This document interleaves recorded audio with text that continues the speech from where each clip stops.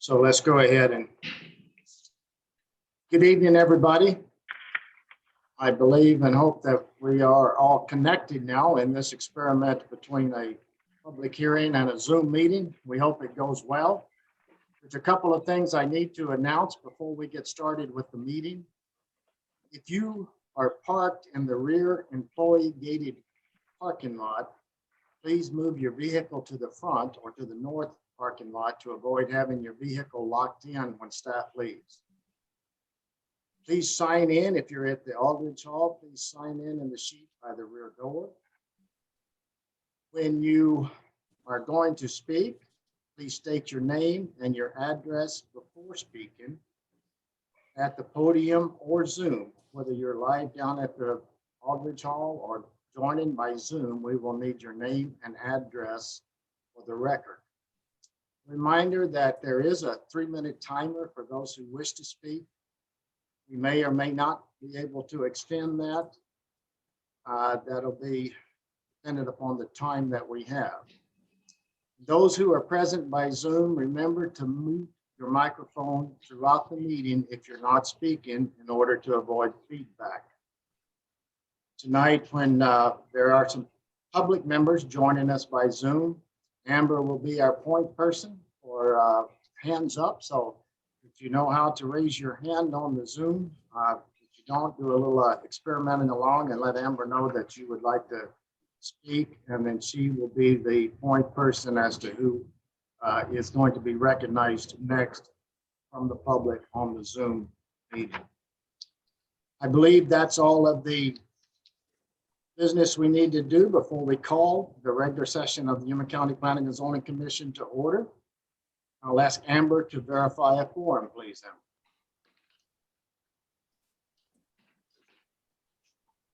Scott Moore.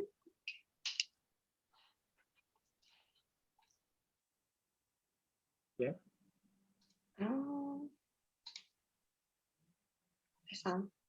Did you say here Scott Mulhern? Yes. Oh. Ron Rice, Here. John McKinley,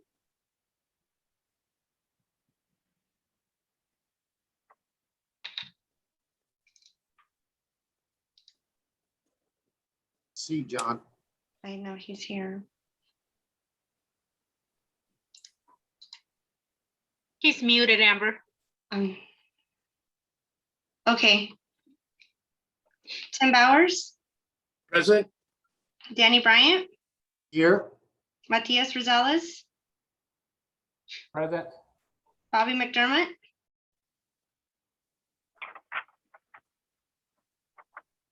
I know she's here.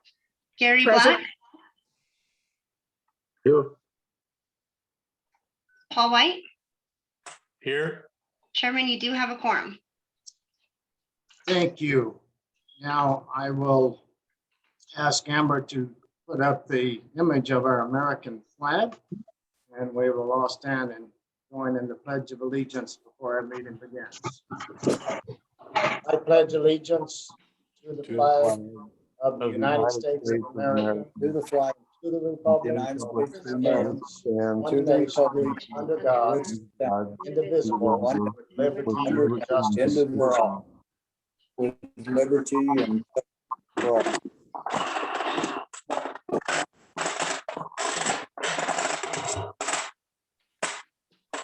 Okay, we're back now, and our agenda item number 3 is to approve the Planning and Zoning Commission regular minutes for our January 26, 2021 meeting.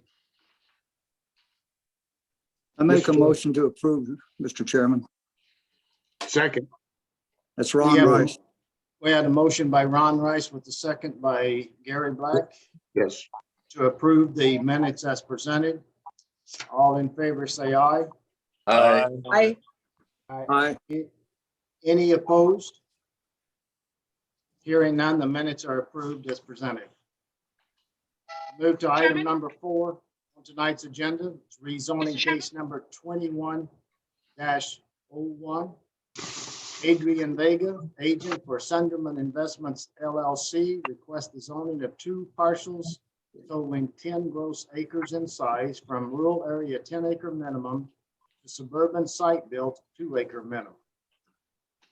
And we will now ask staff for their report on Mr. Chairman, case number 2101. Mr. Chairman, Yes. Right. at the last meeting, I failed to acknowledge the fact that there's a new planning commission member, Bobby McDermott. She's on the commission. She is in District 5. Sorry about that. Yes, we did meet Bobby rather briefly last time, but welcome aboard, Bobby. Thank you, and look forward to working with you in person come real soon. Thank you. So now we will ask staff's report for rezoning case 2101. Mr. Chairman, Yes, this is Commissioner Mulhern. I need to recuse myself from rezoning case number 21-01. let the record show that Commissioner Mulhern has excused himself from rezoning case 2101.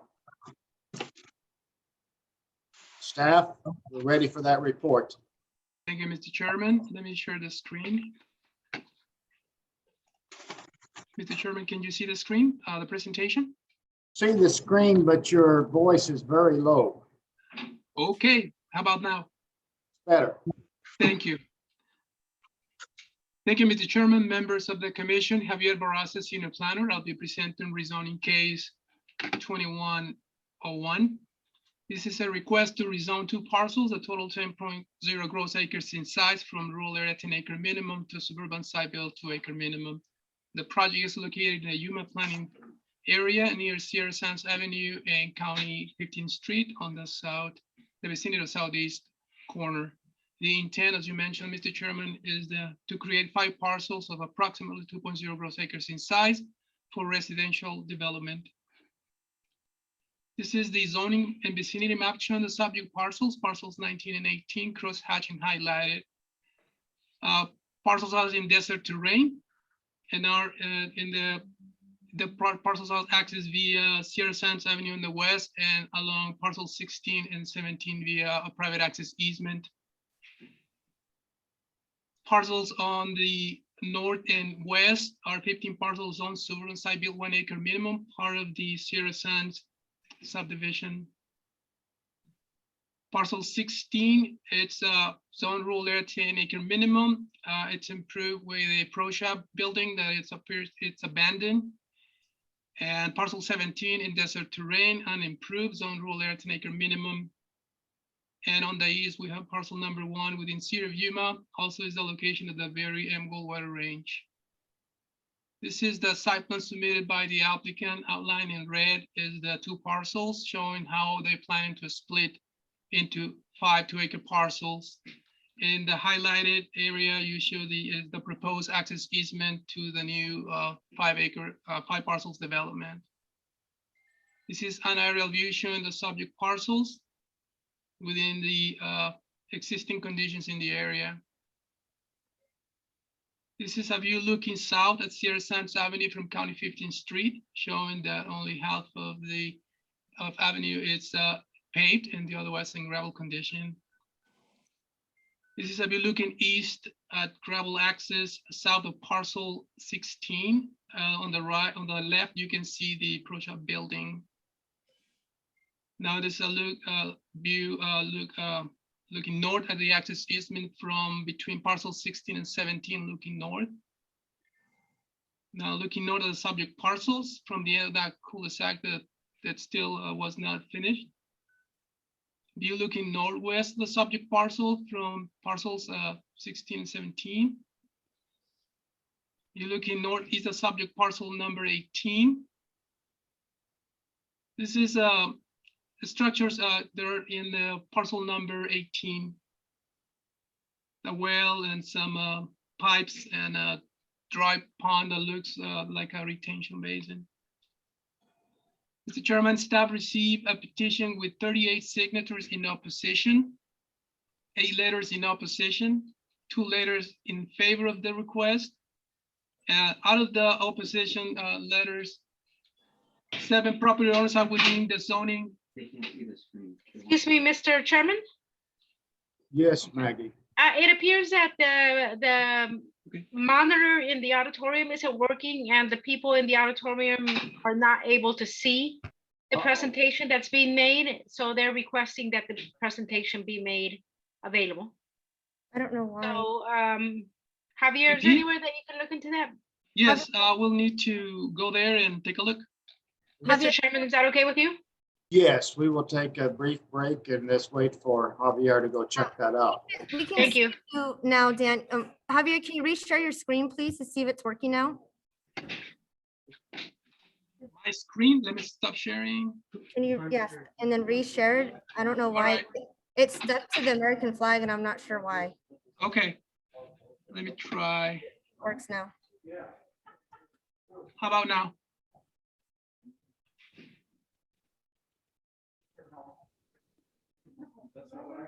It's not. Hold on. Wait.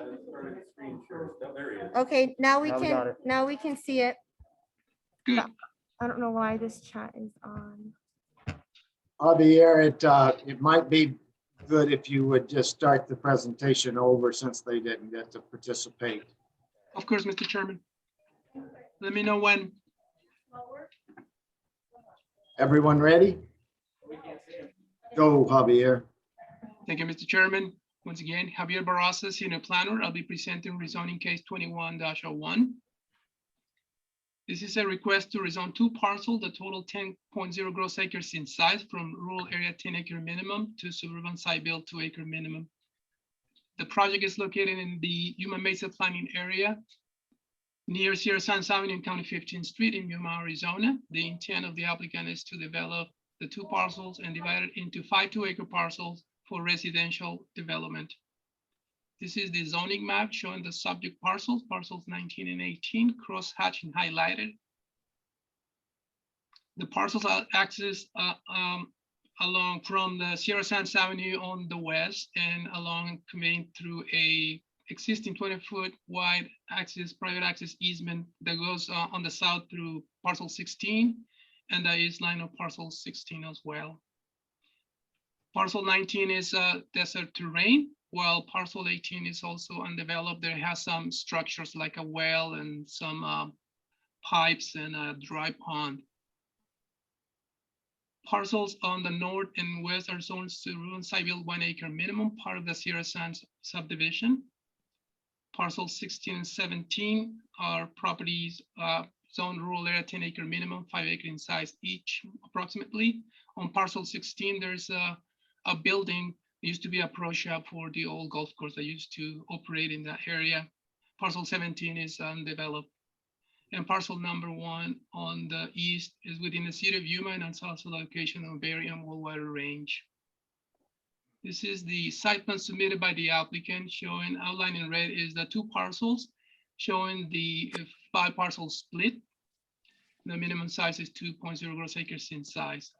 Those proposed parcels will be accessed via a proposed 30-foot access and utility easement depicted in the highlighted irregular shape.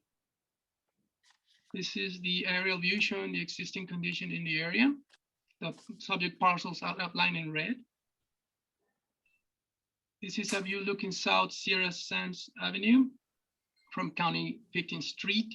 You can see the half width is paved and the other half is gravel. This is a view looking east at gravel access that runs on the south line of parcel 16. And you can see on the left the pro shop building. This is another view now looking north at the access easement that runs through the common line between parcels 16 and 17 towards the property, the parcels, subject parcels of this case, located at the end. This is a view looking north at subject parcels. Now looking northwest, parcel 19. Looking northeast at parcel 18. This is the structures I mentioned that are located in parcel 18. Staff received a petition with 38 signatures in opposition, also 8 letters in opposition to the request, 2 letters in favor of this request, From the petition and the letters, 7 property owners are within the zoning notification area 200 feet in opposition, and 1 property owner within the zoning notification area. This is a map showing in red all the property owners in opposition, and in green are the property owners in favor of this request.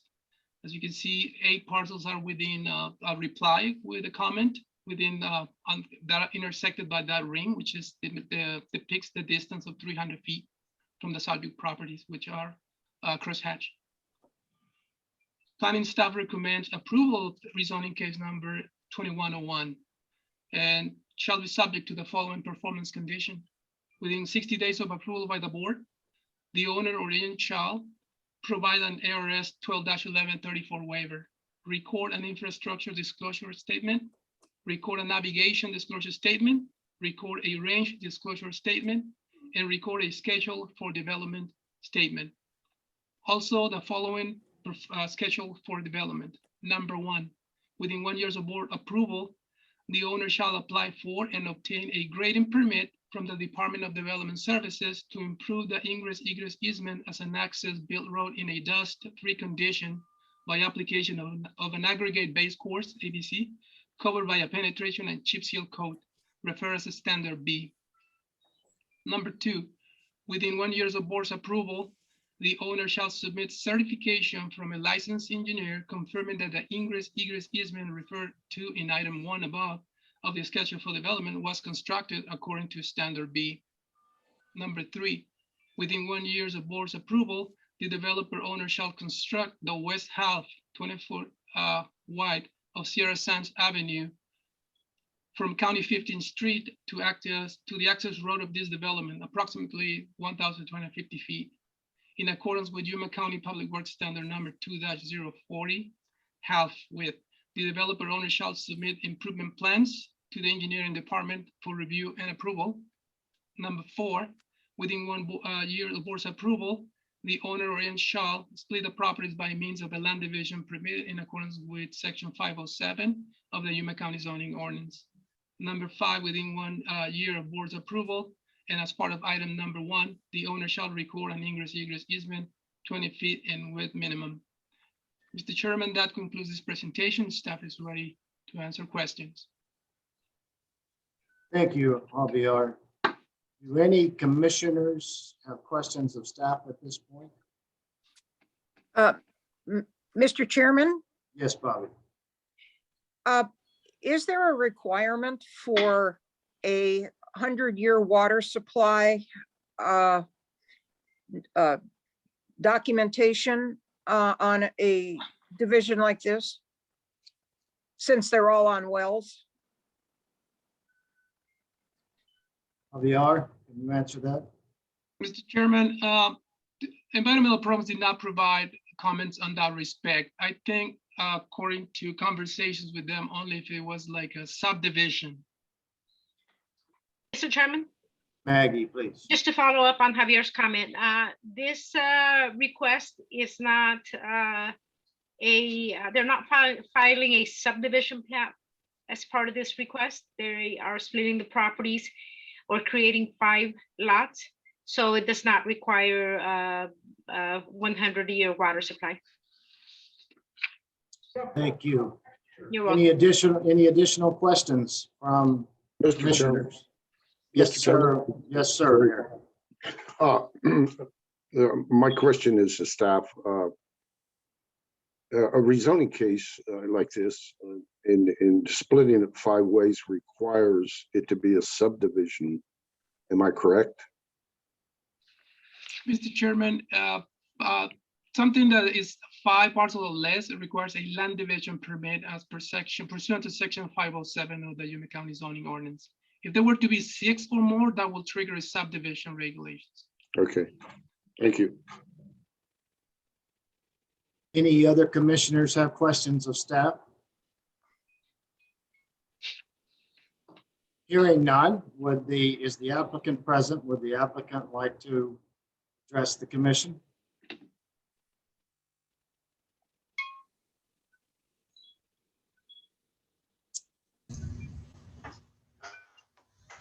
Good afternoon, Mr. Chairman, members of the commission.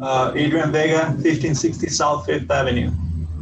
So there's a couple of, or there's a list of items that I want to bring up to you guys for this case, and I'll start by reading them. So the proposed zoning request is in compliance with the Yuma County 2020 Comprehensive Plan. River density residential supports SSV2 zoning, and all lots will meet the 2-acre minimum requirement. This property has tried to develop in several manners in the last 15 plus years, going from 1 acre to 2 acre to 5 acre lots. 5 acre lots are not feasible or maintainable in this area. Current property owners agreed to revert the RE10 to allow a path moving forward with 2 acre minimum lots.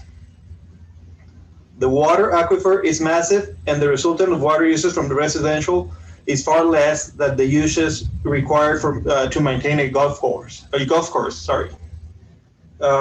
Planning staff confirmed that the 2 acre minimum was consistent with the properties located along the range in this area. The property is desert land, not egg land. This will preserve farmland. Traffic generated from this development will be less than 20 vehicles per peak hour, which is 1 vehicle every 3 minutes, either entering or exiting the property, which is negligible.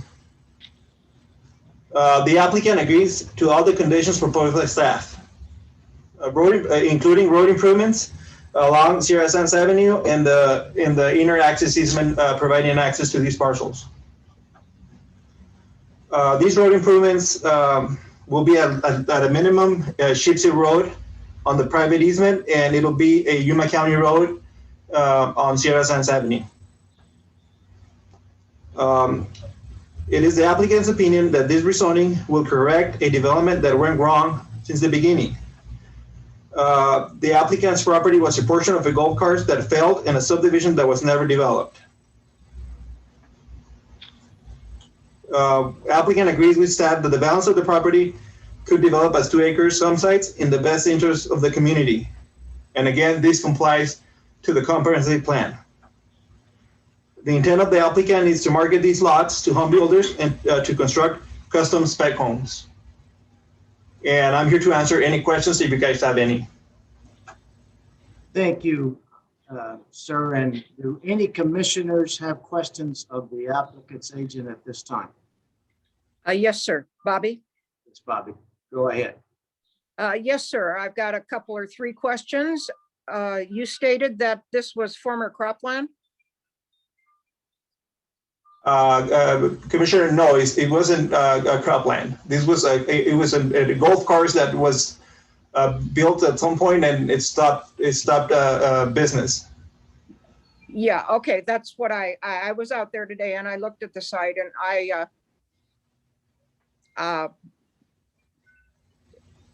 am concerned about reducing the sizes greatly. It is unfortunate that the previous owners failed, and that the people who have bought on 5 acre parcels or 10 acre parcels and are developed, it looks like most of the parcels are larger parcels. And I know that having worked for the Department of Agriculture in soils and water for 38 years in the county, I know that the wells are probably relatively shallow and saline, and I noticed that none of the areas have any irrigated crop, really much lawns or anything else around them. And it concerns me a lot that we're going to be putting more pressure on that aquifer. So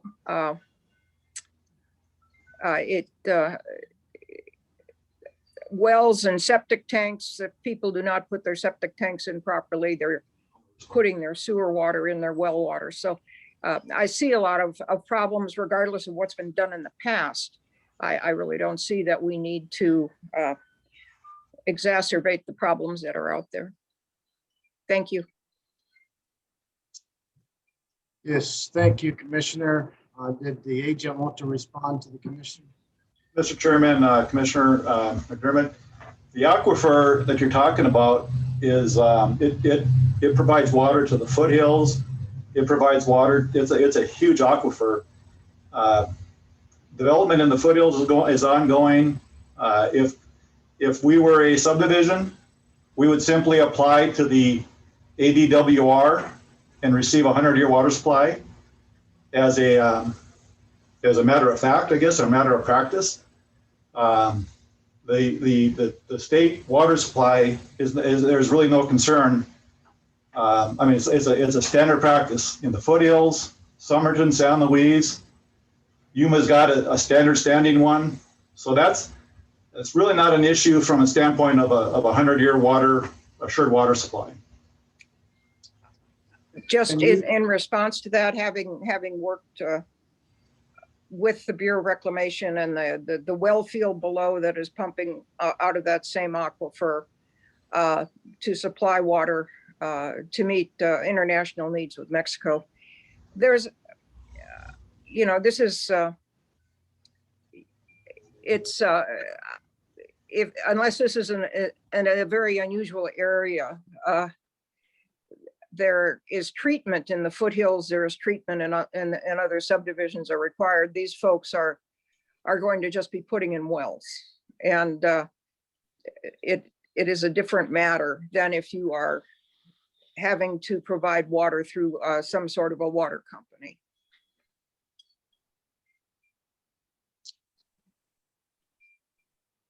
Any other responses from the agent? If not, do any other commissioners have questions of the agent before we go to the public hearing? Mr. Chairman, let me respond to that. So if this were a subdivision, and we are working on subdivisions in the East Mesa currently, if this were a 1 acre subdivision, the minimum size by 80 EQ standards is a 1 acre lot for individual wells and for septic. And that's not asking for any favors. That's just the code. That's the standard that was set by the state. So regardless of a water company supplying water or not, it's the same aquifer. And if this were a subdivision, and we are working on one right now with 1 acre lots, and we are providing the approvals based on state standards of 1 acre minimum. These are 2 acre minimum. I mean, this is a non-issue. It really is a non-issue. Okay, sir, I accept that from you. To me, it is an issue, but I have other concerns as well, so I will cover them later. Thank you. Thank you. Any other commissioners have questions of the agent before we move to the public hearing portion? Seeing no other commissioners requesting recognition, we will open the public hearing portion of this hearing. This is where it gets tricky. We have people on the Zoom, which will be able to raise their hand if they want recognition. We have people at Aldridge Hall who will be recognized by the staff that we have there to come forward. So let's start with Aldridge Hall. And anyone at Aldridge Hall who is wanting to speak, if we could have an individual come forward, state your name and your address for the record, and remember to keep your points as concise as you can and try to stay to that 3-minute limit. So the public hearing portion is open. Aldridge Hall, who's our first speaker? Mr. Chairman, Yes, Amber. the screen sharing in the public Aldrich Hall is still frozen on our senior planner Javier's screen. So we're gonna try to fix that real quick so that they can be seen and they can see you guys. Can you give me, We'll let's see if this accept. fix? Absolutely. We'll take a few moments. Let us know when you have success. Is that fixed now, Anson? No. Can you see the chairman? No, we're still viewing Javier's screen. Okay. What if I quit and then you let me in again when I Yeah, let's try that. Right. Let's leave. Goodbye. Anson, does that work now? Nothing has changed. Okay, I'm gonna go in there and do that. Okay, Okay, just real we'll quick. wait for you to return. Okay, thank you.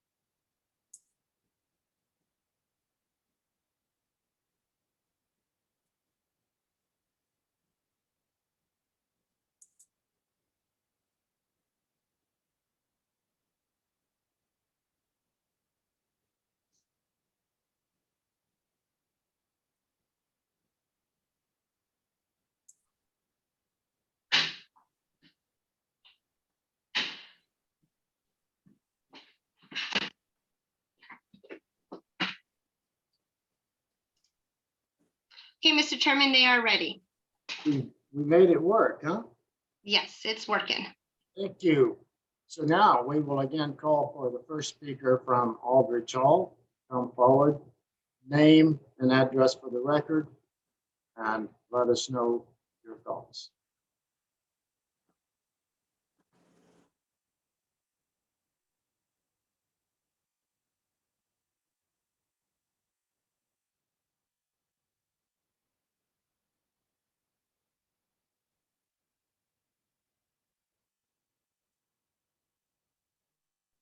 What are you thinking, Amber? Did it fail?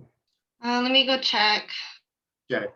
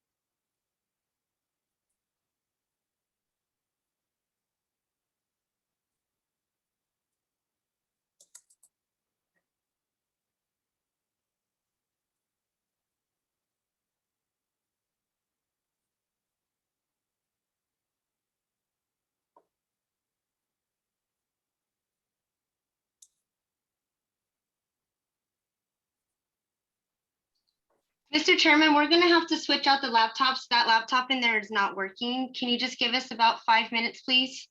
We will wait for you to return. Thank you. I apologize. Important that we all see.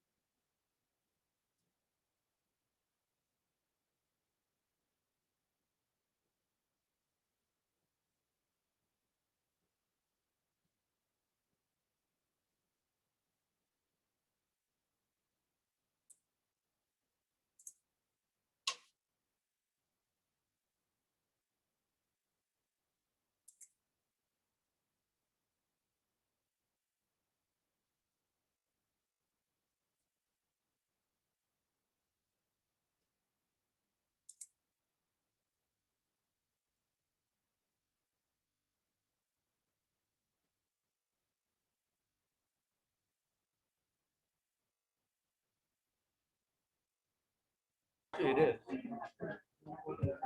I don't know how to use it. Be careful with that wire. Mr. Chairman, can you hear me?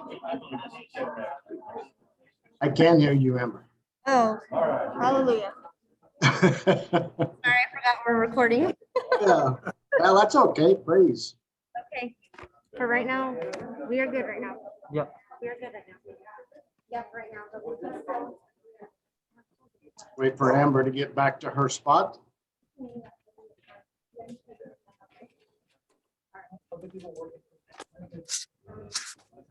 Kudos to the staff. Amber's a lady of many talents, isn't she?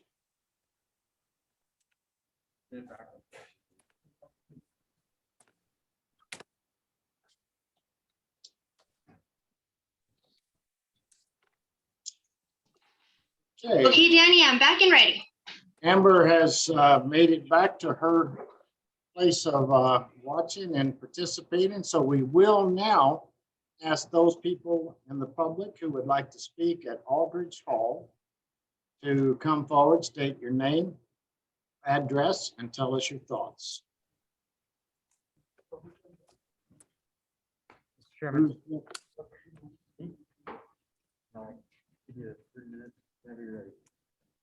Okay, can you see me? We can. Okay. I'm Larry Harvey. I live in Sierra Sands Avenue, 15195. I've been there 10 years. Wanted to tell a story about the water because of the water discussion here just in a few minutes ago before all the interruptions. I thought it'd be a good time to throw it in here right now. My neighbor right next door, Roberto, he pulled a well. He had a pump went bad, had to pull his well. This was about 3 years ago. The fellow from Shucks Drilling was doing the work. I walked over there, was talking to him, and I was asking him about the depth of the wells and stuff because I didn't have any information on that. And he said they're, I don't remember, 160 feet or so. He said the water table is probably going to be around 30 feet. He says, I said, well, how's the water doing? He says, well, it's been dropping roughly a foot a year for the last 20 years I've worked for this company. He pulled the line. He said, I can show you in a few minutes. When they pulled the line out, pulled the pump out of the ground, the water line was right where he said it was, the original water line at the top of the pipe. And the water table where it was at that time was about 20 feet down from the next ring on the pipe was about 20 feet down. Is where the actual water was like 3 years ago. And he says, I worked for this company for approximately, I think he said approximately 20 years. He said he started there when he was a kid. And he said they drilled most of the wells on Sierra Sands. And he said that water table has been dropping like this for years. So that being said, that's about all I got to say on it. I think everybody else is going to, some other people are going to cover the traffic and other issues. So that's all I've got.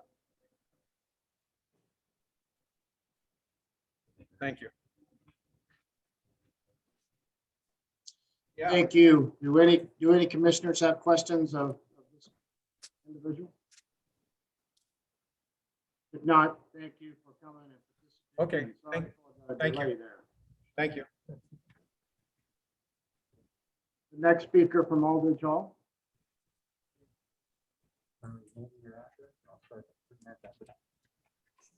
Good evening. My name's Amy McLaren. My address is 15413 Sierra Sands Avenue. We're one of the original 3 homes in the Sierra Sands subdivision. We have been living there for 20 years. We bought with our original CC&R stating that that property behind us would be unimproved property. So there's a little bit of a difference between it's something that anybody can live on versus it's going to be unimproved because of the bombing range that's back behind it. We had little kids and we wanted little to no traffic so that our neighborhood would be safe without people coming through. Across the street are 5-acre and 2-acre lots, knowing that those would still remain larger areas. Our CC&Rs clearly stated that the property behind us was to be unimproved. And so 15 years ago, when they tried to create a new subdivision, we came together as homeowners then as well. And we agreed that we needed to work together, that maybe some compromises could be made, but that our rights as homeowners needed to be respected, that our expectation to have well water, to not be our septic tanks to be too close together, to be able to live in a way that we would maintain our rural expectation of property that we purchased, that we would have that distance between homes was an expectation as we built our home. The original subdivision was turned down as a subdivision, and this looks suspiciously like a subdivision trying to sneak in 5 lots at a time. Larger lots keeps it more rural, and to take it down to 5 and then just roll it right down the road to 2 at a time and just come, you can tell by the way that it's laid out that it's just going to march right down the road. And I think that they're trying to bypass the county's subdivision rules and kind of work their way around you. We would appreciate respect from the new builders as to our rights as homeowners to be thoughtful about the community that we've had for 20 years and not come in and just say, well, it needs to be developed, and so we're going to do that.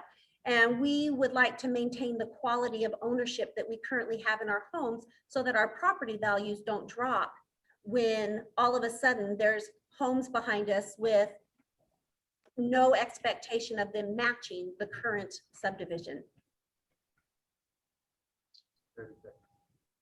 Thank you very much. Does any commissioners have questions of this speaker? If not, thank you for coming and sharing with us. The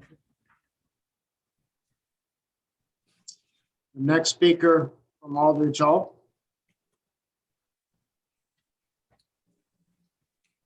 Good evening. My name is Mike McLaren. Live at 15413 Sierra Sands Avenue.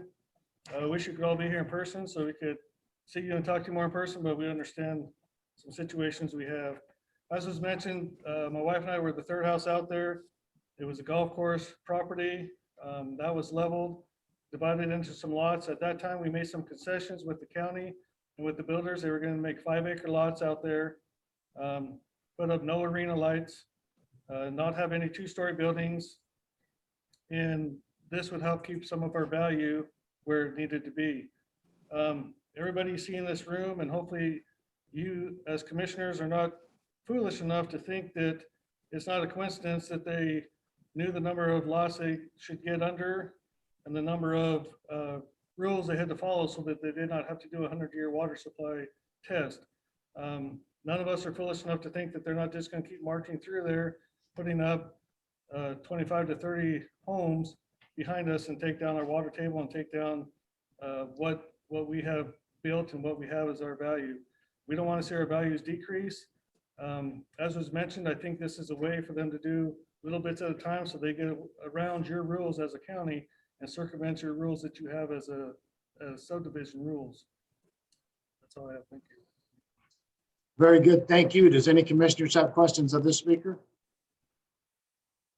If not, thank you for coming and participating. The next speaker from Aldridge Hall, please. Oh, thank you very much. My name's Eric Powers, and I live at 15313 South Sierra Sands. And I'm here because I've got some concerns. First off, sir, you mentioned that Scott Mulhern from District 3, he recused himself. Can you tell me why? Scott, I can. Scott works for the agent that is representing this development. And has he spoken with any of you about this project? And if so, what has he told you about it? I can only speak for me. He has not spoke to me. Anyone else? Yeah, probably not, right? He's not spoken to me. Okay. Okay, so, and then I'd also like some clarification earlier, and in writing here, you're saying Adrian Vega is the agent for Sunderman Investments. Yet somebody, it didn't sound like Adrian Vega's voice was speaking on behalf of Sunderman Investments. Can that person be identified? Yes, sir. That the other person that spoke from the agent's perspective was Kevin Dahl from Dahl Robbins Engineer. And why isn't he listed as an agent for Sunderman?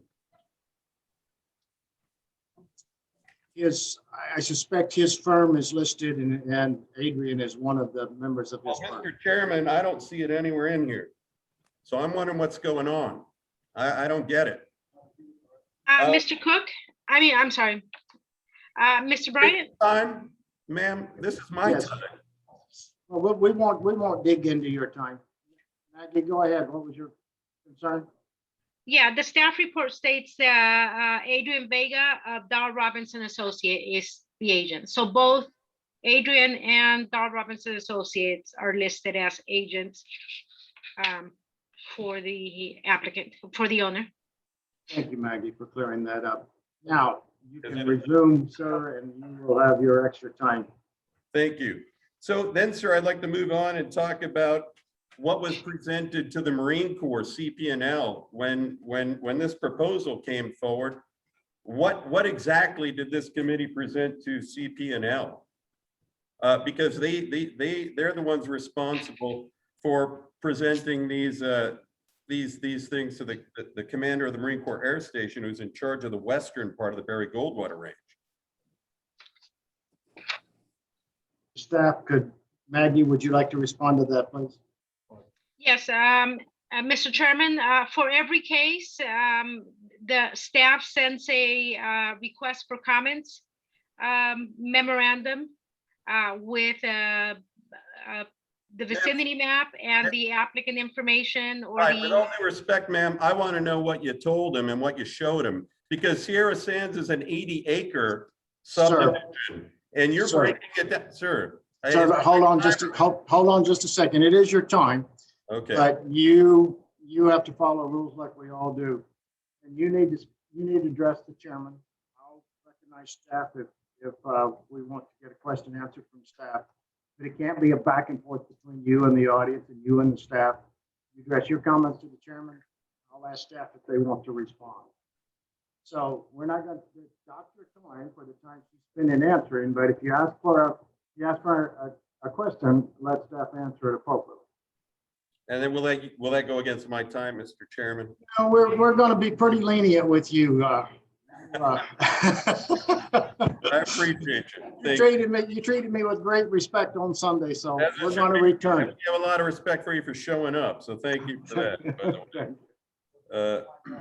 But we do have concerns. So again, I just really would like to know, sir, what it was that was presented. If the Marine Corps was presented with an idea, a notion that we're talking about 10 acres that are going to be split into 5, it would certainly comply with the existing regulation, which is 1 structure per 2 acres.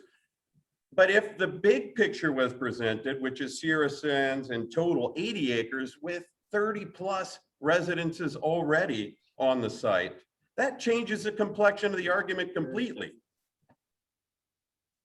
I understand. Maggie, Mr. Bryant, would you like me to respond? Would you please? Yes. So what is before us today is a rezoning request or a rezoning petition for 10 acres of land. That is what was presented to MCAS Yuma through the request for comments memorandum.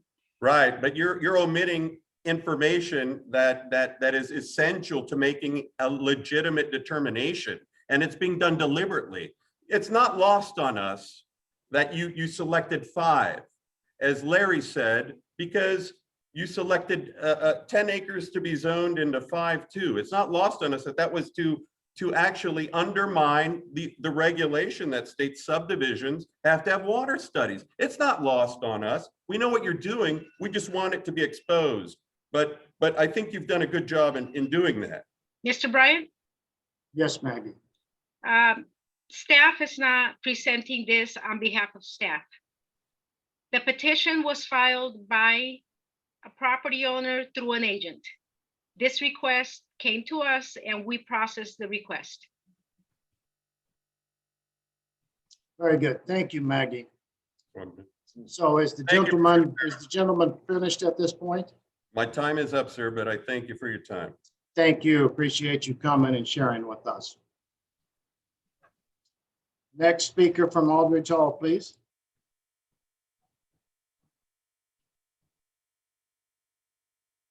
Good evening. My name is Leanne Bird. Can you hear me? Yes. Okay.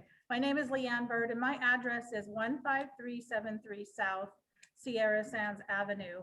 And I understand it's just two 10-acre parcels being divided up, but our biggest concern in our neighborhood is the fact that it's going to grow beyond that, not just this year, but next year and the following year. And then all of a sudden we have 20 homes behind us that have snuck in based on a zoning situation. But I wanted to talk a little bit about the traffic because I don't think the agent really understands what we're anticipating for traffic as a neighborhood. There's proposals of a stoplight at Sierra Sands and County 15 Road. There's also proposals for, or maybe they're rumors, but these are things that we're concerned about. A stop sign on Purple Mountain, another stop sign by 9 Iron to be able to access the new proposed subdivision through the area by the clubhouse.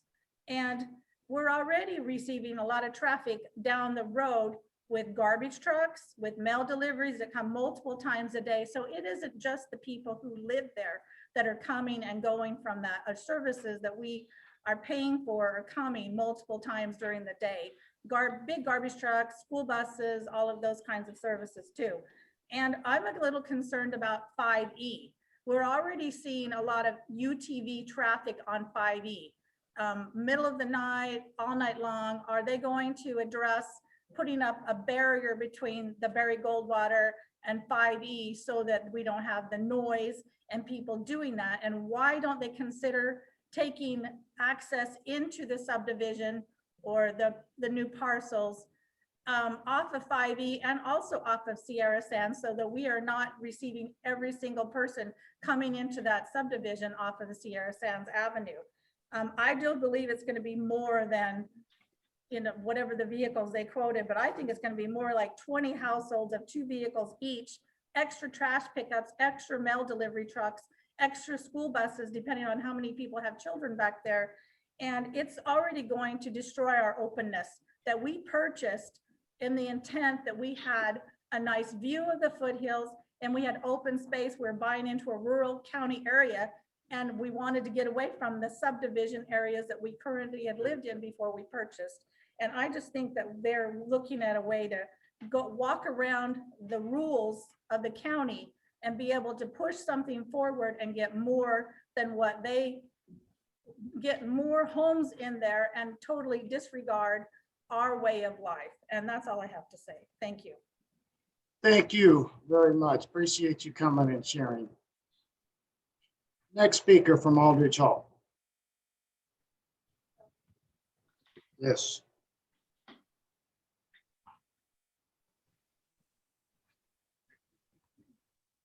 My name is Elise Larson. I live at 4887 East County 15th Street.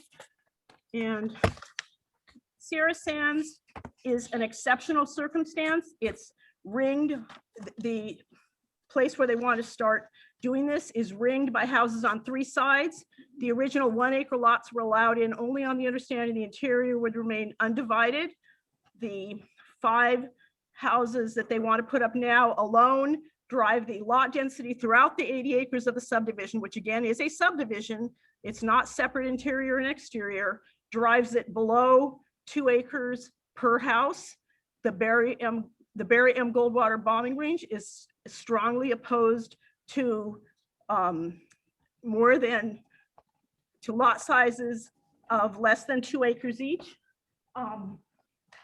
And we have a map from the county's own report that shows what they want to have happen back there, which is, this is an older version that shows 18, but they want 20. I don't know if you can see that. This is what they want back there in the county's own report. And so we're not hallucinating when we say this is on the way if they get their way with this. And again, so there would be 52 houses, 52 wells, and 52 septic tanks squeezed onto 80 acres, and that would drive the average lot size down to 1.5 acres. The county's own report from 2012 refers to Sierra Sands overall 80 acres, and this is in for the 80-acre subdivision. It's talking about the 5-acre lots in the middle. The average dwelling density would thereby remain less than 1 dwelling unit per 2 acres. And this is from the county's own records. And here's from the county's current report. And they talk about the average lot size would be driven down to about 1.5 acres with the 20 houses that they want back there. This residential, this is a direct quote, this residential density is not within the range of identified uses, densities, and intensities of the comprehensive plan. So anyone who says this meets the requirements of the comprehensive plan is not being honest. And here's another excerpt from the county's own report on the current proposal. The request is for 10 acres, but the overall build out will be an additional 20 lots. And everyone that I've spoken with about this is, and I'm going to everyone in the neighborhood and the surrounding streets and going out from there. The county is driving this process towards 20 houses. Everyone is shocked, horrified, angry that the county wants to do this, and vehemently opposed. And we value, we want to live in a rural area, and this seems to be, this would be a half-mile uninterrupted wall-to-wall stretch of houses stretching from East County 15 to East County 15 and a half. And that is not taking into, basically the concerns of the residents seem to be getting no consideration in this at all. The process just seems to be driven towards approving this. And I can also talk about the scoring system, which basically lacks key components. Are you okay with me speaking briefly? I'm not going to go much longer. If you'll finish quickly and concisely, go right ahead. There's a scoring system that is presented, I believe, to the commissioners in advance that gave this a high score. It contains I could write a better scoring system. It's designed to produce an outcome favoring this kind of development. No consideration for the military, this being below the lot size, the density they want, below the lot size they want, no consideration for the surrounding neighborhood, and no consideration of the fact that it violates the county's own plan for this area in driving the average lot size down to 1.5 acres. Thank you. Thank you so much. Appreciate you coming out and sharing with us tonight. The next speaker from Aldridge Hall.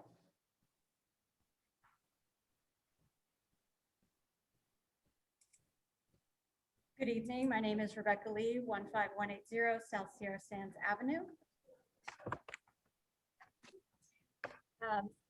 Thank you, Chairman. I'm respectfully requesting a denial at this time for RZ 2101 to rezone the 2 parcels totaling 2 gross acres from rural area 10 to suburban site built 2 acre minimum on assessor's parcel number 748-36018 and 19. The reason is threefold. The Yuma County 2020 Comprehensive Plan states the Yuma Mesa planning area, which is within the bounds of this rezoning request, has a character and development trend which is clearly rural in nature. Approval of this request would increase density for the Sierra Sands development to 1 dwelling per 1.86 acres, which is far from the rural definition and less than the county requirement. Additionally, the build-out plan doesn't stop there. The engineering department on February 23rd stated the overall build-out would be an additional 20 lots. More construction, more cars, more traffic, more degradation to the peaceful county life. This approval sets a dangerous precedent of the density encroachment to a historically rural environment. It's clear that the efforts to only build 5 houses at a time is an effort to sidestep the county subdivision requirements. 2, it does not appear a traffic study was required or completed for this zoning request. However, in June and September of 2020, the Planning and Zoning Commission approved 10 new lots less than 1 mile from the current location under rezoning case 2010 and 2015 off County 14.5 and 5E. These approvals already add an estimated 100 trips per day on 5E. RZ 2101 will add 50 trips per day on Sierra Sands and County 15 with the potential for use on 5E as well.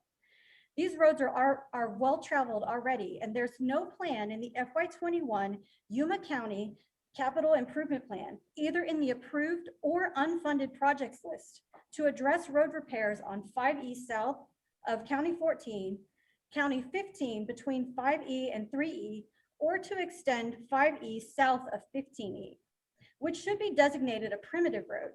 This unimproved dirt road portion of 5E was listed as an optional access road to this location in the current condition summary of RZ 2101. The increased traffic on these thoroughfares will degrade the road surface more than it is already. 3, current values of homes presently built in the Sierra Sands subdivision are impacted by the view of the foothills. If new homes are built with 2 stories, air rights are violated, and the impact view may lessen the value of pre-existing homes, as well as impact the well-being of those people already living in this community who enjoy peace and views of the mountains. Currently, there appears to be no limit to the type of single-family dwelling proposed for this or future development on parcels 748, 36, 18 to 17, and 33, 34, and 33, 36. And that's all I have. Thank you so much. Appreciate you coming.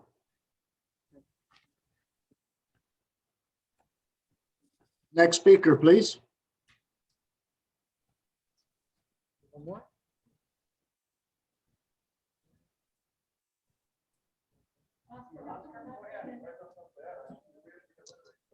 Anton, do we have more speakers there? Mainly you all agree or have similar comments to what was already presented? Yes. Okay, everybody is, okay. Ms. Dermott, thank you. Can you stand up? Thank you. Can you stand Thank you, here? Ms. Dermott. Chairman, I believe that the remainder of the audience is in favor with what was already presented from the other. Everyone's in favor. Is there anyone out in the hall that wanted to speak, Anton? No, it doesn't appear so, Mr. Chairman. Very good. So thank you, folks, for coming out there. Now we're going to go try to connect. Does anyone have their hands up on the Zoom?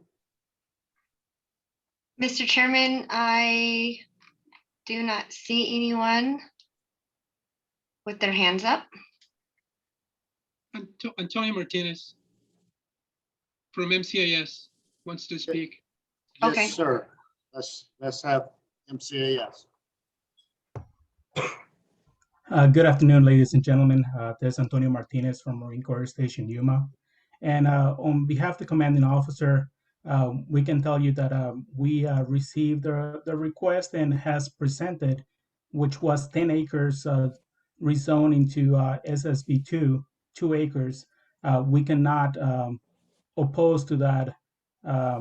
But realistically, for the density in the area, we will never be in favor of increasing the density of along the BMGR. I mean, this new building is adjacent to the to our range, and the surrounding area is all 1 acre homes. So I mean, it's going to be a hub of residences that is going to be adjacent to the range. So officially, we cannot oppose. Unofficially, we're not in favor of increasing this density in this area. That's all I got. Thank you, sir. Very good. Thank you for coming and sharing that with us. Anyone else in the public that would like to speak concerning this rezoning case number 2101? Either in Aldridge Hall or by Zoom.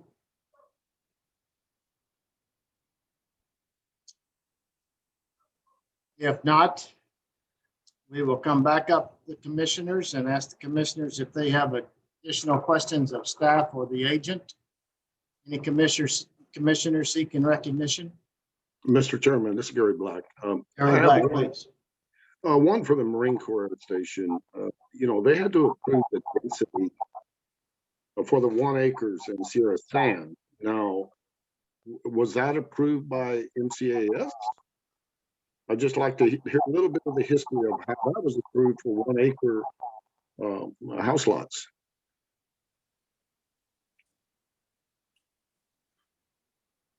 Is the representative from the Marine Station able to answer that question?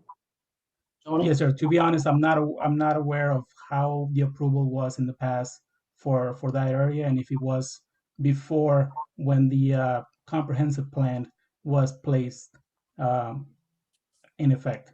So I'm not aware. And Mr. Chairman, maybe that's a question for Maggie. Maggie, would you like to respond, please? Sure. Yes, Mr. Chairman, the rezoning of the Sierra Sands area was something that occurred in 1996 with rezoning case 9642. The zoning of SSB1, the reason it was approved with that density was because the subdivision that was presented at the time, the layout, included the 1 acre parcels. I think that there were 32 lots approximately. Yeah, 32 lots.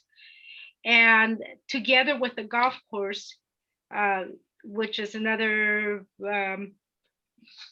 which was considered tract A for the subdivision, and that was 42 acres, amounted to a density of 2.5 dwelling units per acre, if you take the 80 acres into consideration. So that is why the SSB1 zoning was approved for Sierra Sands. So, Mr. Chairman, I think what that's telling us maybe is that open space was basically a requirement for Sierra Sands. I don't know what the status of, or how the property got split off from Sierra Sands subdivision. But it seems like we have, and maybe the project engineer can answer that question. Mr. Chairman? Yes, Maggie. The golf course portion of the development was a separate parcel. It was tract, I think tract A of Sierra Sands subdivision. So it was always a separate parcel. Now, the golf course eventually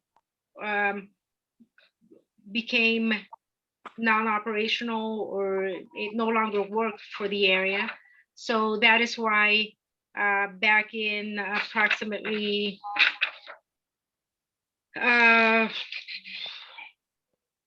2005, there was a request to rezone the area that encompassed the golf course to SSB5.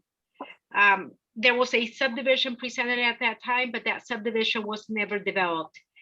The SSB5 zoning was approved. However, the zoning was reverted because they never met the schedule for development. So the zoning was reverted to RA10, and that is why we have a request before you today, is because 2 property owners or 2 parcels are now intending to be split into lots of 2 acres in size. Okay. Thanks, Maggie. You're welcome. Other commissioners have questions of staff or applicant? I've got a couple of questions. Yes. Mr. Chairman? Yes. Again, looking at the critical issues from the staff report, the couple of things that haven't come up is the fact that we are in a PM10 non-attainment area. By increasing the number of parcels and traffic on these dirt lots and whatever, does change the amount of windblown particles. The non-attainment area affects every business that wants to come into Yuma County. The report again for the rezoning case indicated that each future parcel will generate 10 trips a day, and the expected increase in traffic is at least 50 a day. And the public water and sanitation and the individual wells and septic systems. When I was reviewing development plans for the city and the county on a regular basis, it was, you flush your toilet to turn on your faucet. And with that density, yes, and the gentleman said the wells, there's water at 30 feet, the wells are at 160. I don't know where they're perforated at, but the people who have been there and have established their homes, there are so many 2-acre and lots all over the mesa in this particular area as I drove through. I was always extremely distressed by rezoning so that it can be sold to somebody else and be developed. I'll do that if the owner will get it rezoned. And I just don't really think that this particular subdivision, again, I realize it's not a subdivision because it's only 5 lots. And I've seen that done on hundreds of acres. So I'm very concerned about this, and I would like to see it not occur. Thank you. Thank you, Commissioner. Any other commissioner? Yes, Commissioner White. Yeah, I'd like to comment kind of along the same line. I am quite surprised by the score it got. Under critical issues, the first paragraph states things pretty well, I think. And I can recall working on the 2005 agreement we came up, which split it into 5-acre parcels. And we worked very hard we spent a lot of time on it in order to protect the view for the existing residents, create spacing between the houses, maintain the view by restricting, I think, the house sizes as far as one story versus 2-story. And I think we need to retain the original agreement's intent, which was to maintain densities under or about 2-acre lots. And so I would be opposed to this request as well, along with the fact that we have a predominance of surrounding homeowners that are opposed to it. Mr. Chairman? Yes, Gary Commissioner Black. I tend to disagree with Mr. White.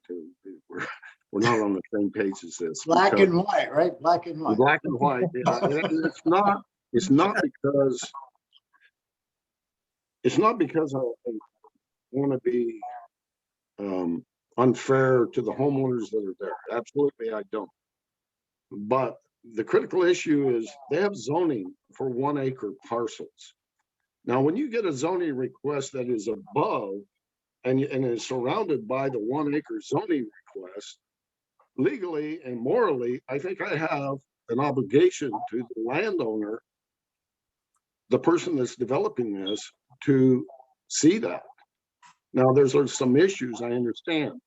Those issues, density, I don't think is the major issue right now. I think it's unfortunate. And number one, it's unfortunate that the golf course ever, dissipated from the whole site.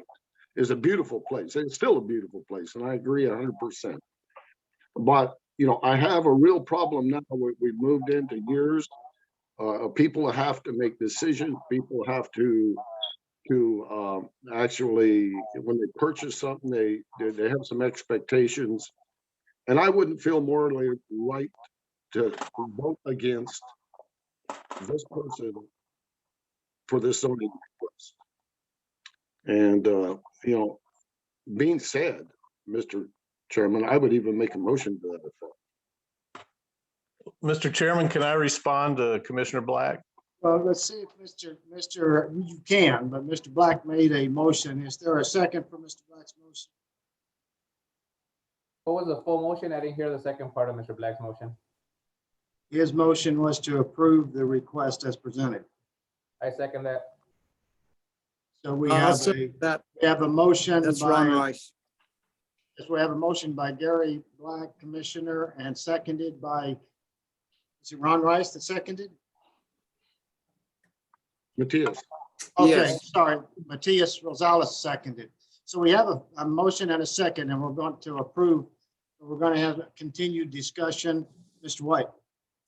Well, yeah, I would comment that when the current owners of the properties purchased them, if they had done due diligence, they would be aware of the problems that came along with that property and why it was currently the way it was. And I have no idea, but perhaps they didn't have to pay market price for it. To me, we're transferring value from the existing homeowners to the new developer. I think we're taking away value from the homeowners that have been there for 20 years or 15 years and transferring it to this person. And morally, I have a problem with that. I think the Marine base representative spoke carefully and said basically he cannot by law disagree with this request, but that unofficially, yes, they do disagree with this request. And so I'll just restate that I'd be opposed to this. Gotcha. Mr. Chairman? Yes, we continue discussion. Commissioner Black. Yeah, and just a response to Commissioner White. And I understand where he's coming from. I do. And I feel somewhat a little bit torn by what he thinks too. But I'm looking out for the community. The community, they have open space, but it's not groomed. It's not taken care of that I've seen. And, you know, open space, we have open space. We have tons of open space in the desert. So I'm not totally agreeable. I think a nice residence, maybe with lawns and, you know, whatever, all the fancy frills of a new house would bring you. You know, I look at that as a positive thing and to actually increase value for Sierra Sand instead of leaving an open space that's not developed. Now, if that golf course was still there or some other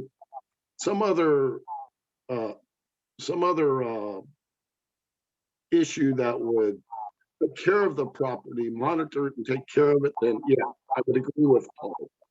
But at this case, I think it will add value to Sierra Sand. Okay, we have Commissioner Black on one side, Commissioner White on the other, and now Commissioner McDermott would like to comment.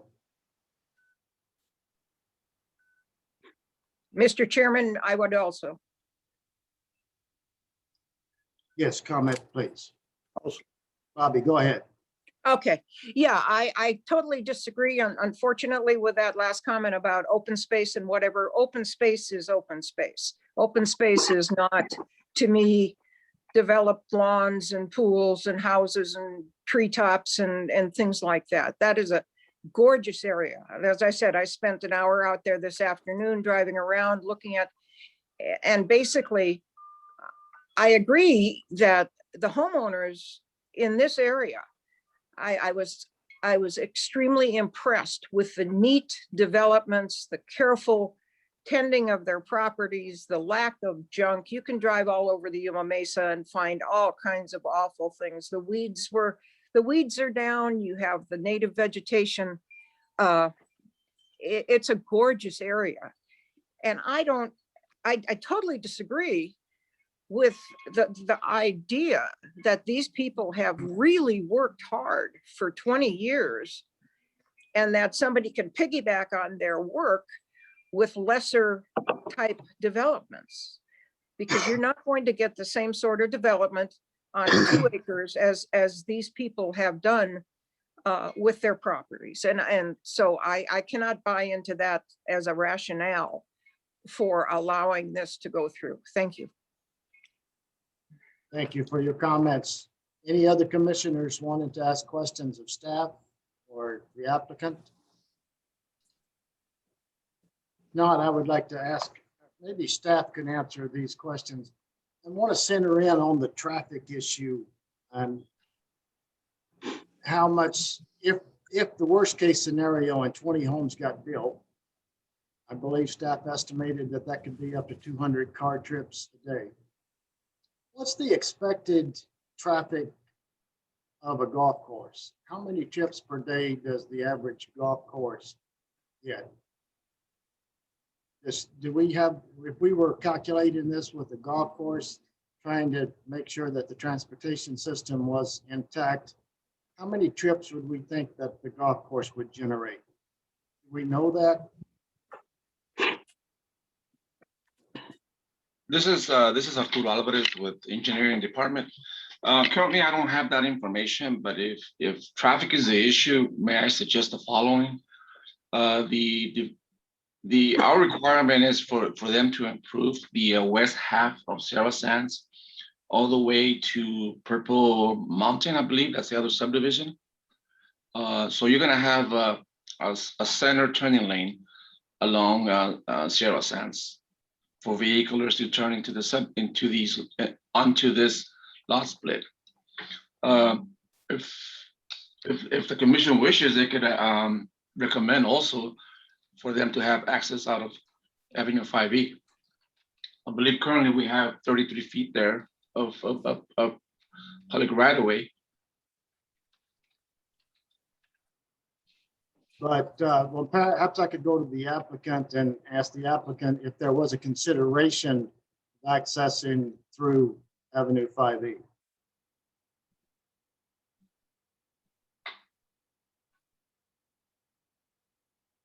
Is the applicant still there? So we're trying to unmute. We just got it unmuted. Sorry about that. Mr. Chairman, yes, we've looked at 5E.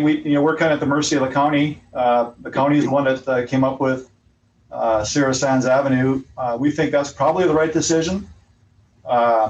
It's the developer never finished, so we think it's a positive for the area. I think there was a commissioner that talked about PM10. By paving the west half of Sierra Sands Avenue would minimize PM10. Currently, it's a gravel road or ABC road, so we think that's probably the right decision. And again, from a traffic standpoint, residential is one of your very, very most minor uses that you can have. A golf course will generate, again, this is a 40-acre golf course. I'm not sure if it was 18 hole, it'd probably be a par 3.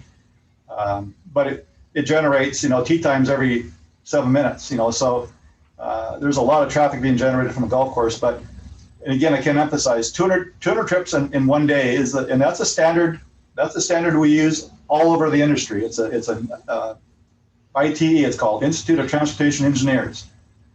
And of that 200 vehicles, they can categorize 20 as being the peak hour trip. So in any given peak hour, whether that be in the morning or in the afternoon, you have 20 peak hour trips, and that's entering and exiting that subdivision. So if you take that 20 trips and you divide it by 60 minutes, it's one trip for every 3 minutes. In our world, that's negligible. In our world, that's like nothing. So, and again, you're talking about 20 lots here. There's no guarantee there's gonna be 20 lots here. That's the maximum, but there's one property owner that wrote a letter that said he was the very, very first buyer in there. And he owns 5 acres, so there's really 35 lots. So they're talking about 17 lots. So again, we're playing numbers with densities. You're talking about 8 lots versus 17 lots. I mean, again, that's a negligible increase.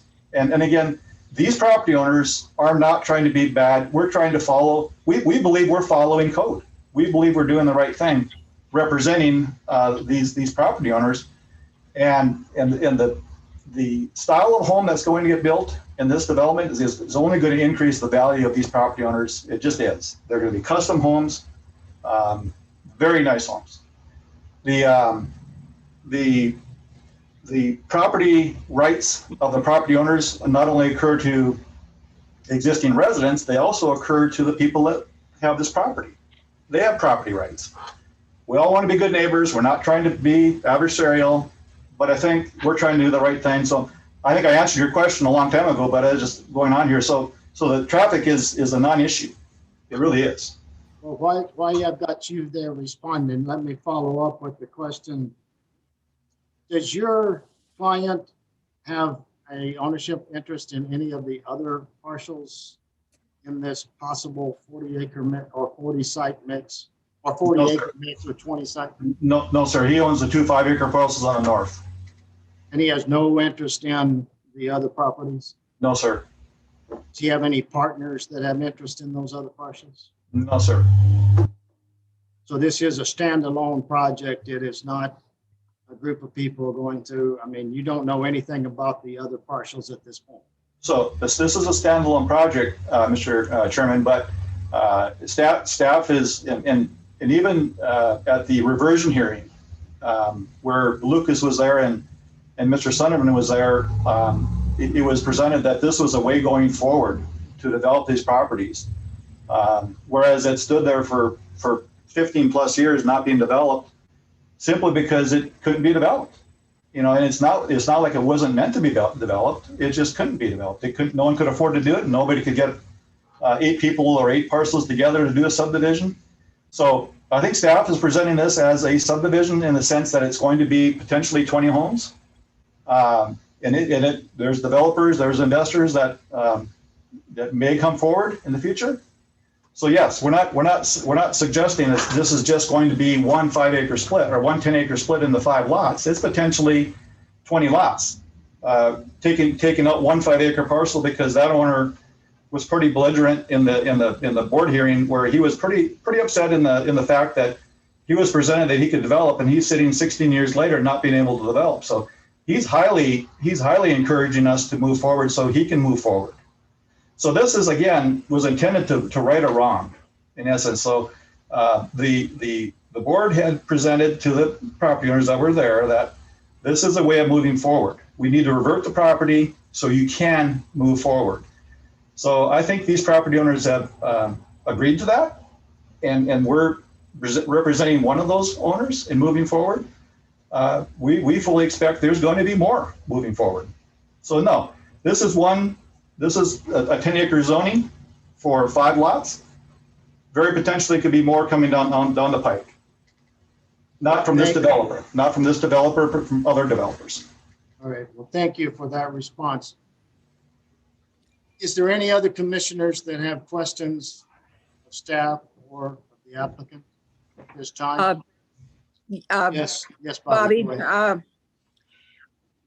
I take offense a little bit. So denying that they have any further plans to develop, why, you know, this is kind of like take the money and run, I'm sorry, to come in and bust up properties not in conformance with the surrounding area. That makes it to me even worse. The other thing is, I don't know, sir, if you've ever sat on Avenue on 14th, County 14th, and had a car go by you every 3 minutes, but let me tell you, that's a lot of traffic in a rural area.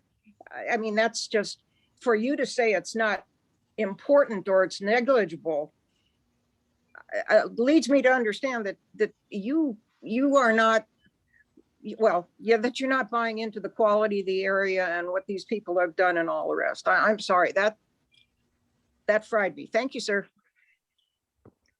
Mr. Chairman, I apologize if I offended anybody. I really am sorry. Thank you for that. Any other commissioners with any questions of staff or the applicant? We have a motion and a Mr. second. Chairman? Yes. I do see someone on Zoom from the public with their hand raised. Let's recognize that person, please. If they would give us their name and their address, we will take their comments. Okay. Hi, can you see me? We can see your name. I can't see you yet. Okay. Well, my name is Barbara Van Fleet and I live at 4640 County 15 and a half. So I'm a little further down off of Sierra Sands.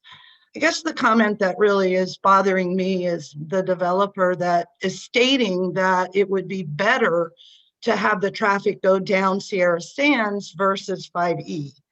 That makes no sense. I mean, you could effectively close off, you know, that subdivision from Sierra Sands if you had the access on 5E. So I'm not really sure how he believes that's better for us. And it you know, it kind of leads to believe that maybe he's not, you know, fully revealing all of the things that might be behind this. Appreciate your comments. I will ask the agent if he would like to respond. Mr. Chairman, yeah, so again, we're following the recommendation of Yuma County staff. And it wasn't intended to say that. So right now, there's a part of Sierra Sands Avenue that's not paved. And I'm saying, it's my opinion, and I believe it's probably a popular opinion, that wouldn't that be nice to pave that rest of that road out like it was supposed to have been done 16 years ago? And I think that's staff's recommendation and I guess need. 5E is not a road that goes through. It's a dirt road right now. So building a portion of 5E to enter this subdivision probably isn't the right decision. I think I agree with staff that this is probably the right decision. And that's simply it, is that this provides a means of paving a street that should have been paved 15 or 16 years ago. It completes the street. You have a street that's a county standard street at this point moving forward. And I mean, that's me. That makes sense to me. And if nobody else agrees, I guess I'm whatever. But from our standpoint, we agree with staff. The road is paved all the way down to County 15. There is like a third lane, if you will, that's not paved. So again, our paving goes all the way from County 15th to County 15 and a half. 2 lanes paved all the way through. That's effectively like a right turn lane. So, I mean, again, I understand that it's probably from a cost perspective easier to do because it's already got some foundation and some rough rock there, but it is not a hardship on the residents that live here to drive down the paved road that we have. Thank you very much. Yes, and Mr. Chairman, just real quick. So again, you have that road that's existing is considered a half-width roadway from County 15 and a quarter to County 15. It's a full-width roadway with curb and gutter, with curb and base. So the county is simply finishing paving out to full-width street. Yeah, so you do have paving all the way across there, but it's not full width. That's the difference. We understand and we appreciate the comments. Amber, is there anyone else on Zoom? Mr. Chairman, I do not see anyone else with their hand up on Zoom. No one looking to be recognized. All right, we are, I believe if any commissioner doesn't have any follow-up questions, we have a motion and a second to approve the rezoning case as presented. Before we vote, I want to remind the people who have come and shared with us that when we take this vote, it will be a vote to recommend to the County Board of Supervisors an action, either an action to do the rezoning or not to redo it, to not do it.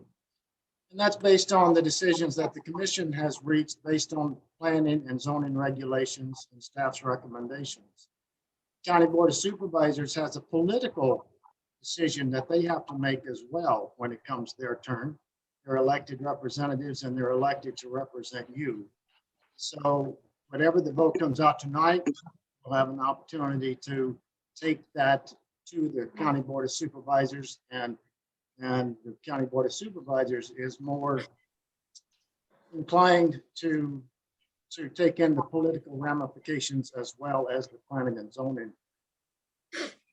implications. So if there's no other comments from any commissioners, we'll ask for a roll call vote on the motion and the second to approve, to recommend approval of rezoning case 21-01. Okay, Ron Rice, Yes. John McKinley,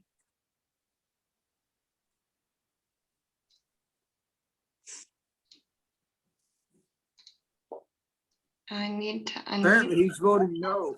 Mr. McKinley, you're muted.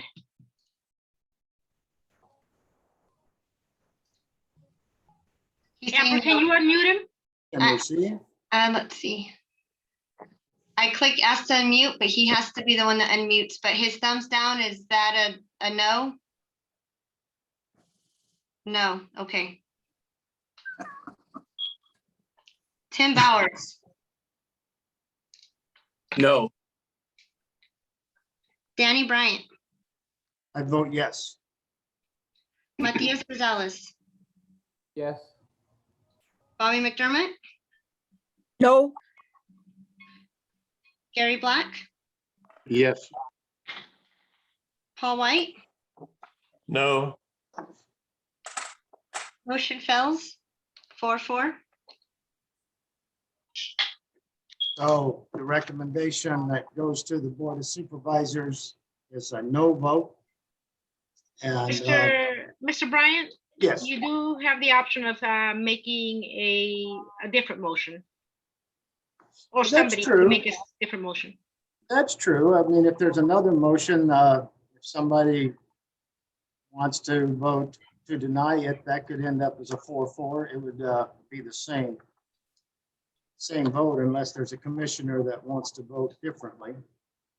Is there any other motions offered? Is the applicant willing to include 5E as a point of access? If the motion was made with that as a condition, would that make a difference?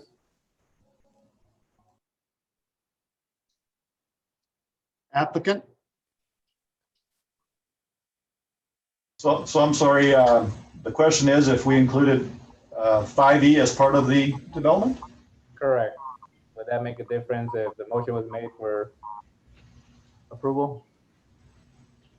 Mr. Chairman, I guess that's a question to your board, isn't it? Well, what Mr. Matias is asking is, Is if, it something that you as an applicant would be willing to right, to do if the staff and board decides to make that motion? So that's it. So when you, I guess, clarify how much of 5E you're talking about. To create the second point of access into the homes. So, Mr. Chairman, I'm suggesting that would be from the intersection of County 15th and 5E south to the very corner of this property owner. Not across, in other words, not the entire 40 acres. Correct. Okay. And I'm sorry, Mr. Chairman, I need to flip this a question to staff FMA. yes, please go ahead. Let's pursue it. So would staff consider exchanging the paving on Sarah Sands Avenue for 5E? Actually, the condition was to pave Sarah Sands and Avenue 5E as well as a secondary access point to the future 20 lots. That's my understanding. Mr. Chairman, that's Mr. not. Chairman, that was not the recommendation that was made by staff. Who was that first speaker that said that was the recommendation to require both? Arturo made that statement. Okay, that was the engineer, but that's not accurate. Okay. Well, I'm stating what Mr. Matias was saying, that if the developer will agree to pave Avenue 5E as well, correct, Mr. Matias? Correct. Okay. And Mr. Chairman, from a developer standpoint, any development is limited in being able to handle costs such as this. So it gets to be a cost burdensome thing. So that gets to be a tough thing to burden on a project of 10 acres. And even if it was 40 acres, it gets to be a cost burden. If the residents, and I'm just speaking, the one resident had made a comment that they're fine with what's there on Sarah Sands Avenue. If the general feeling, if they're fine there, and we want to swap that out for 5E, that's a go. That we can do that. Doing both. So flipping this back around, I mean, since we're negotiating here, I mean, what would get a yes vote? I mean, if it needs to be both, I guess we need to consider that, but it's a bit unfair to this one development to burden that much work on 5 lots. Okay, so appreciate the comment. So let's get back to the commission now. Is there an alternate motion that any commissioner would like to make that would make sense to the developers? Anyone want to make a motion? If not, I believe that the motion and the second was defeated. I believe that when this goes to the County Board of Supervisors, that option of trading 5E to 4E might be a bargaining chip that might make some of the residents a bit more comfortable if you traded those two. So that's something that could be offered at the Board of Supervisors. But unless there's another motion coming forward, we will move on with the agenda and say that this recommendation to the board is to not approve this zoning as presented. Everyone okay with that? Very good. Rezoning case number 2101 has been recommended for denial to the County Board of Supervisors. We now move to item number 5 on tonight's agenda. Item number 5 on tonight's agenda is a request to initiate a text amendment to the Yuma County zoning ordinances to regulate marijuana establishments. Staff, would you like to make your presentation, please? Thank you, Mr. Chairman. Maggie Castro, Planning and Zoning Director. So yes, this is a request to amend the zoning ordinance to reflect the addition of recreational marijuana establishments under state law. The intent is to clean up the language in the ordinance because it currently only addresses medical marijuana. Additionally, it'll shift the focus to marijuana establishments while continuing to limit marijuana establishments to the C2 and light industrial zoning districts with the approval of a special use permit. So included in your packet are the proposed changes to the zoning ordinance. The changes are shown in strike and bold format. So anything that is stricken through on the memorandum that was in your packet is text that is proposed to be deleted. Text that is in bold font is new text that will be added to the zoning ordinance. So the sections that will be affected if this request to initiate is initiated by the Planning and Zoning Commission are sections 202 of the zoning ordinance. The intent is to delete the definition of medical marijuana. And then additionally, it'll change the definition of medical marijuana dispensary to marijuana establishment. Section 612.03 will be affected. Section 613.03. Section 1116.00, 1116.01, 1116.02, 1116.03, 1116.03A, 1116.03B, 1116.04,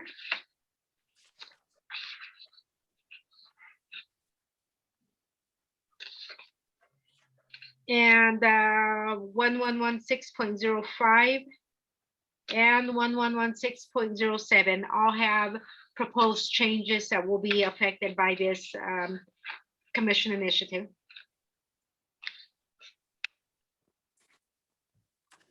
And like I previously stated, this amendment is the result of Prop 207 that became effective November 30th of last year. The current zoning ordinance allows medical marijuana establishments or medical marijuana dispensaries in the C2 and light industrial zoning district with the approval of a special use permit. And the intent is to change, that the changes will change those requirements to allow recreational marijuana establishments in the C2 and light industrial zoning districts with the approval of a special use permit. Okay. Any commissioners have questions of staff? Mr. Chairman, I have a question. Yes, Commissioner White. Yeah, did staff discuss or involve anyone in discussions about including this in a C1 commercial area? Mr. Chairman, the comments that were made at a previous hearing, or the first time this was presented to the Planning and Zoning Commission, they were forwarded to the Board of Supervisors. However, there was no motion to include the C1 zoning district. Okay. And it could be due to the fact that marijuana establishments are required to be separated a minimum of 500 feet from residences. The C1 zoning district is a local commercial zoning district, and in many instances, C1 zoning districts are located adjacent to residential areas. Whereas C2 zoning districts are general commercial districts, and the purpose of those uses are regional commercial type uses versus local commercial uses in the C1 zoning district. And how does that apply to liquor stores? What restrictions are they under? Are they allowed within 500 feet? Mr. Chairman, yeah, I believe that liquor stores don't have the same requirements as marijuana establishments. And bars? Those are, again, the separation requirements are regulated by the state. Is it 500 feet or is it larger? I don't have that information, Mr. Chairman. Because I see that we allow bars in C1, and I think we actually allow them in, isn't there like a RC area, a residential commercial area? Mr. Chairman, I would have to reference the zoning ordinance. I can look that up if you want that information at this time.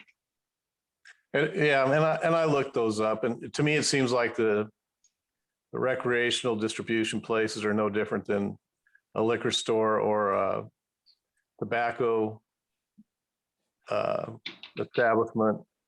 But I don't want to belabor the point, except to say that I think eventually that's where we're going to go. And I think if we were thinking about this, we would include C1, but I don't want to belabor it, so I'll let it go at that.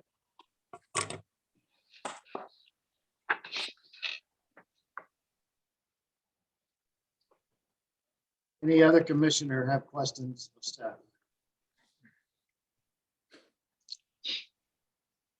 If not, Maggie, the process going forward, we've looked at this, you sent it up to the board for their comments, so the next step would be for the commission to initiate a change in the zoning ordinance. Mr. Chairman, that is the step that we're at. This is the request to initiate the text amendment to the zoning ordinance. This item was previously heard by the Planning and Zoning Commission. It went to the board. Right. Now it's back before you to initiate the text amendment. Okay, any comments from the public on this? There were comments at the previous Planning and Zoning Commission's meeting. I remember those. Any They're new ones? attached to the packet. There was an email from David Pizer on January 26th. And I believe there were two gentlemen that spoke at the January 26th public hearing, Kent Burke and Yuri Downing. But no one during the interim, so. No. No one's here to speak on it tonight. So pleasure of the board, we come back. We would need a motion to initiate or to recommend this text change to the Board of Supervisors? Mr. Chairman, the motion would be to initiate the text amendment to the zoning ordinance, and then it'll come back to the Planning and Zoning Commission as an actual text amendment to the zoning ordinance. Okay, Mr. Chairman, will you take a motion? yes, sir. I'll make a motion to initiate the text amendment as presented. There's a motion by Commissioner Black. I second. Second was by Tim Bowers. Yes. To initiate the text amendment as requested by staff. Any discussion? If not, all in favor signify by saying aye. Aye. Aye. Aye. Any opposed? Nay. So the motion did pass with Commissioner White dissenting. Thank you, Mr. Chairman. Thank you. Next is item number 6 on the agenda. Discussion concerning possible changes to the Yuma County zoning ordinance 1209, the rules of procedure to limit the number of hearings to determine compliance, which can be held for zoning violations to a maximum of 2. Set them at a date not to exceed 180 days from the first hearing to determine compliance. Staff? Yes, Mr. Chairman, this is a discussion item for your consideration. And the intent is to change the zoning ordinance so that compliance hearings for zoning violations would be limited to a maximum of 2 compliance hearings.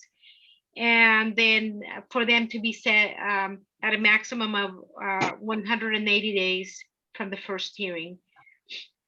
The current zoning ordinance does not limit the number of compliance hearings and also does not limit how far apart those hearings must be from either the initial hearing or a previous hearing. So again, there's a memorandum in your packet.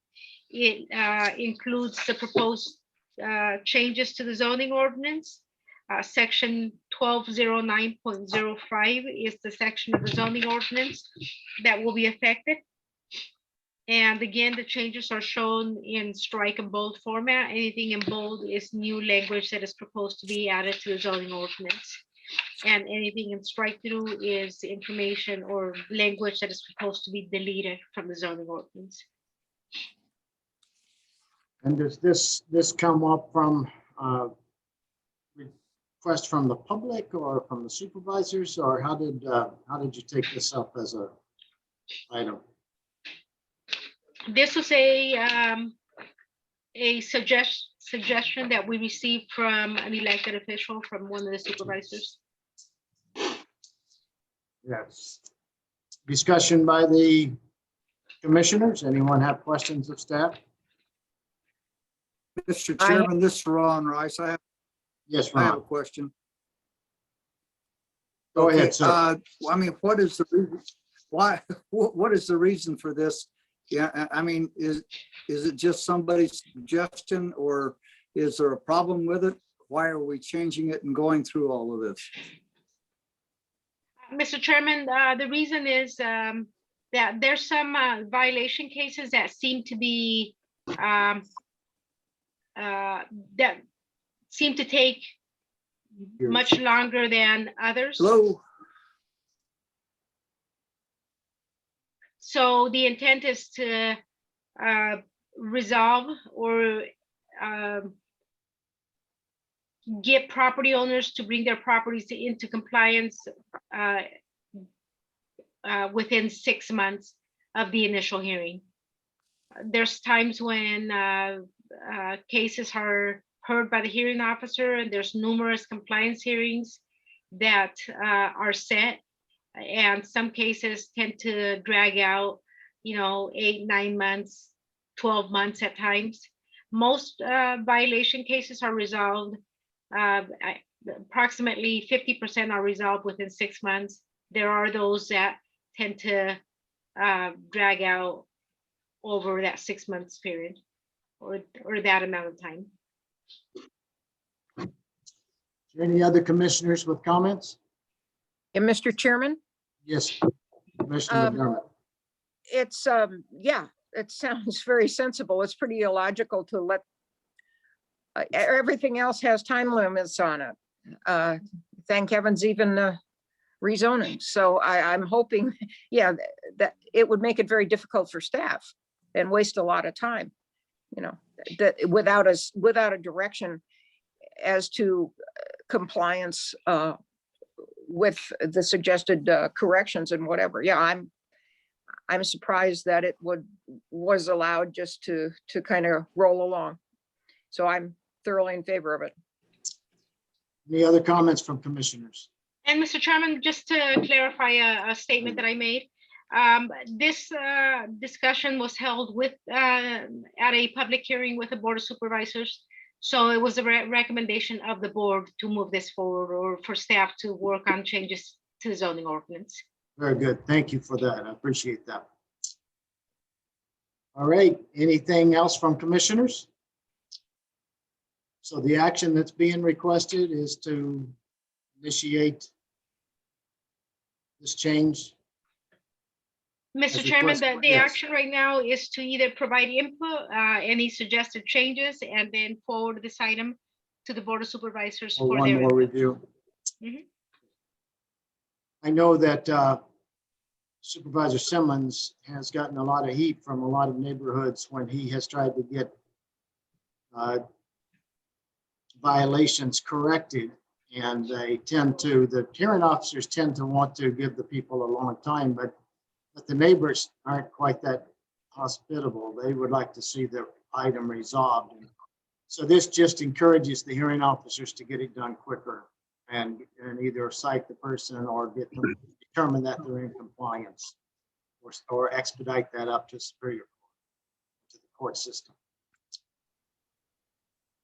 All Mr. right. Chairman? Yes, sir. One of the things, you know, we're talking about rule. So I think we have to be a little bit careful on what we do, but I agree. Now I see in rural areas, I see places that are just, oh my God, you can't even believe it. And how would you ever clean something like that up? You know, so I see the extravagance of it. And the longer you wait, the worse it gets. And if people, and I have a feeling for the lower income people, and a lot of it comes from the lower income. They may not have the money to do the cleanup or whatever, right? So I have mixed feelings about it, but I'm sure in favor of doing this. I think time is of essence when you have a complaint. Number one, it's very difficult to be the complainant, and you know you don't want to turn your neighbors in, but sometimes you know you have to. So I'm in favor of this totally. All right. Any other comments from commissioners? So motion, or just, yeah, let's do a motion to send it to the Board of Supervisors for comment. Mr. Chairman, I'll make that motion to send it to the Board of Supervisors for comment. Okay, motion by Supervisor Black, seconded by, I'll make that second. second by Bobby McDermott. Any discussion? All in favor, aye. Aye. Any opposed? Aye. Any opposed? I think those were all ayes, passed unanimously. Item number 7, discussion by the commission members and planning director of events attended current events and the schedule for future planning commission meetings. The commissioners have anything they want to share? I would like to propose that we consider once again meeting in person at the Aldridge Hall. I think most people are going back to normal. Schools are getting back to normal.